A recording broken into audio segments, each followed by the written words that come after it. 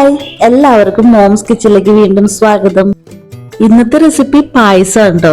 സേമിയ പായസം, നമ്മുടെ സേമിയ മിക്സ് വെച്ചുകൊണ്ടുള്ള തന്നെ പായസം കേട്ടോ. അപ്പൊ നമ്മൾ പായസം ഉണ്ടാക്കുമ്പോൾ ഇത്തിരി മധുരമൊക്കെ കൂടുതലായിട്ട് നിൽക്കാറില്ലേ, അത് കുറച്ച് കുറയാനായിട്ടുള്ള ടിപ്പ് കൂടി ഞാൻ ഇതിൽ പറഞ്ഞുതരാം കേട്ടോ. ഒത്തിരി കുറയൂല, എന്നാലും കുറച്ച് കുറയുന്ന ഒരു ടിപ്പ് കൂടി ഞാൻ ഇതിൽ പറഞ്ഞുതരാം. അപ്പൊ നിങ്ങളൊന്ന് വീഡിയോ കണ്ടുനോക്കും. ഞാൻ പായസം മിക്സി കിടക്കുന്ന കിസ്മിസ് ഒക്കെ പെറുക്കി കളയാൻ കേട്ടോ.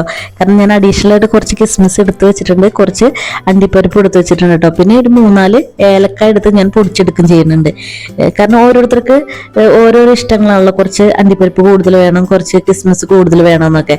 അതുകൊണ്ടാണ് അത് ഓരോരുത്തരുടെ ഇഷ്ടം അനുസരിച്ച് എടുക്കാം കേട്ടോ. ഞാനിവിടെ ഉരുളിയാണ് അടുപ്പത്ത് വെച്ചിരിക്കുന്നത്. നിങ്ങളുടെ കയ്യിൽ എങ്ങനത്തെ പരന്ന പാത്രം ഇരിക്കുന്നതെന്ന് വെച്ചാൽ അത് അടുപ്പത്ത് വെക്കാം. അപ്പോൾ ഉരുളി ചൂടായി കഴിഞ്ഞപ്പോൾ ഞാൻ അതിലോട്ട് 1 ലിറ്റർ പാലാണ് ഞാൻ ഒഴിച്ചെടുക്കുന്നത്. അപ്പം ഞാൻ ഈ പാല് ഇളക്കി കൊടുത്തുകൊണ്ടിരിക്കുന്നത് കേട്ടോ. കാരണം നമ്മൾ പാലൊക്കെ ഇതാവുമ്പോൾ പാട വരാതിരിക്കാനായിട്ട്, നമ്മൾ പായസത്തിൽ ഉണ്ടാക്കുന്ന പാല് പ്രത്യേകിച്ചും പാട വരാതെ നോക്കണം കേട്ടോ. അപ്പം ഞാനിതൊന്ന് ഇളക്കി കൊടുത്തോണ്ടേ ഇരിക്കുന്നത് കേട്ടോ. ഒരു 5 മിനിറ്റ് കഴിഞ്ഞപ്പോഴേക്കും ഫ്ലെയിം ഞാൻ കൂട്ടി തന്നെ ഇട്ട് കൊടുത്തേക്കണേ. പായസം മിക്സ് അധികം കിടന്നൊന്ന് തിളച്ച് കഴിഞ്ഞ് കഴിഞ്ഞപ്പോൾ ഞാൻ ഫ്ലെയിം കുറച്ചു കേട്ടോ. ഫ്ലെയിം കുറച്ചിട്ട് ഞാൻ അതിലേക്ക് 1/2 ടീസ്പൂൺ ഏലക്കപ്പൊടി ഇട്ട് കൊടുക്കുകയാണ്. ഏലക്ക പൊടിച്ച് വെച്ചിട്ടുണ്ടായിരുന്നു, അത് ഞാൻ ഇട്ട് കൊടുത്തു.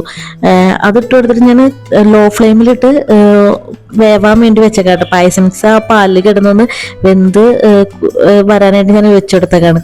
അപ്പം ഞാനിത് ഇളക്കിക്കൊണ്ടിരിക്കുന്നുണ്ട്. ഞാൻ കണ്ടിന്യൂസ് അവിടെ ഇരുന്ന് ഇളക്കിക്കൊണ്ടിരിക്കുന്നുണ്ട്, കാരണം പാടൊന്നും വരാതിരിക്കാൻ വേണ്ടിയിട്ട്. പിന്നെ ഒരു 10 മിനിറ്റ് കഴിഞ്ഞപ്പോഴേക്കും ഇതൊന്ന് തിളച്ചു കേട്ടോ. നന്നായിട്ട് തിളച്ചു. ലോ ഫ്ലെയിമിൽ കിടന്നൊന്ന് തിളച്ചു കഴിഞ്ഞപ്പോൾ ഞാൻ പറഞ്ഞില്ലായിരുന്നു നമ്മുടെ ഇതില് മധുരം കൂടുതലായിരിക്കും, അത് കുറയ്ക്കാനായിട്ട് ഒരു ടിപ്പ് പറഞ്ഞുതരാന്ന്. ഞാൻ നന്നായിട്ട് തിളച്ചുകൊണ്ടിരിക്കുന്നതിലേക്ക് ഞാൻ ഒരു പിഞ്ച് ഉപ്പ്, ഒരു 1/4 ടീസ്പൂണോടത്തോളം ഉപ്പ് ഞാൻ ഇട്ട് കൊടുക്കാൻ കേട്ടോ. കാരണം അപ്പോൾ നമ്മുടെ മധുരം ഒക്കെ ഒന്ന് ഫ്ലേവറൊക്കെ ഒന്ന് ഈക്വലായിട്ട് വരാൻ വേണ്ടിയിട്ടായിട്ട് ഞാൻ അങ്ങനെ ചെയ്യുന്നത്. അതിനുശേഷം ഞാൻ നന്നായിട്ട് തിളച്ചുകൊണ്ടിരിക്കാം കേട്ടോ. നന്നായിട്ട് ഇളക്കിക്കൊണ്ടിരിക്കും ചെയ്യണോട്ടോ ഈ സമയത്ത്. കാരണം പാലിലൊക്കെ ഉപ്പിട്ട് കഴിഞ്ഞാൽ പിരിഞ്ഞു പോകാനുള്ള ചാൻസ് ഉണ്ടല്ലോ. അപ്പം നന്നായിട്ട് തിളച്ചുകൊണ്ടിരിക്കുമ്പോൾ നമ്മൾ ഉപ്പിട്ട് കൊടുക്കുമ്പോൾ പിരിയൊന്നുമില്ല കേട്ടോ. അങ്ങനെ പേടിക്കൊന്നും വേണ്ട. അതിനുശേഷം ഞാനൊരു 15 മിനിറ്റ് ആയപ്പോഴേക്കും കുറുക്കി നന്നായിട്ട് വരും ചെയ്തു. ഇതൊക്കെ ആയിട്ട് വെന്തും കൂടി ചെയ്തു, സേമിയ വേവും ചെയ്തു. അതിനുശേഷം ഞാൻ തീ ഓഫ് ചെയ്തു.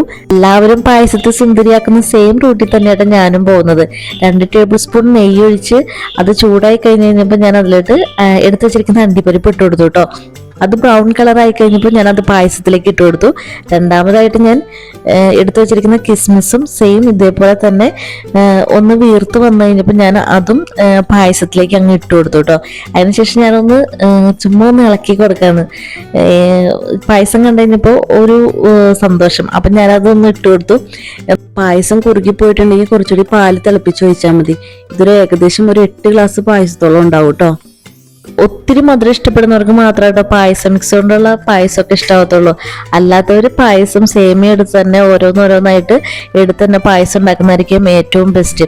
അപ്പോൾ എൻ്റെ വീഡിയോസൊക്കെ നിങ്ങൾക്ക് ഇഷ്ടമാകുന്നുണ്ടെങ്കിൽ എപ്പോഴും പറയുന്ന പോലെ സബ്സ്ക്രൈബ് ചെയ്യാൻ മറക്കരുത് കേട്ടോ. അപ്പോൾ അടുത്തൊരു നല്ലൊരു വീഡിയോ ആയിട്ട് വീണ്ടും കാണാം. എല്ലാവർക്കും ബൈ.